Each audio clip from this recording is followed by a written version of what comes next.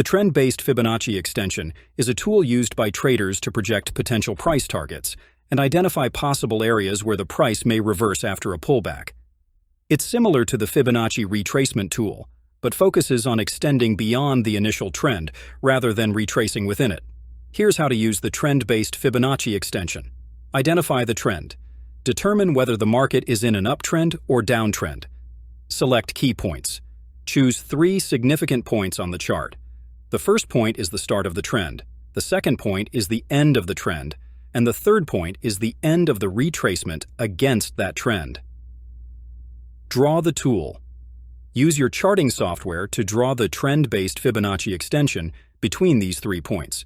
The software will automatically calculate the extension levels. Analyze the levels. The tool will create horizontal lines at key Fibonacci extension levels: 100%, 141.4%, 161.8%, and 200%. These levels are considered potential areas where the price might reverse or continue its trend. Enter trades. Traders often look for price action signals, like candlestick patterns or moving averages, at these levels to enter or exit trades.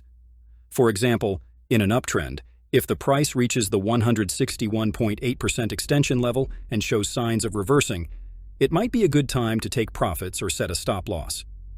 Conversely, in a downtrend, if the price reaches the 161.8% extension level and shows signs of reversing, it might be a good time to short the market or set a stop loss.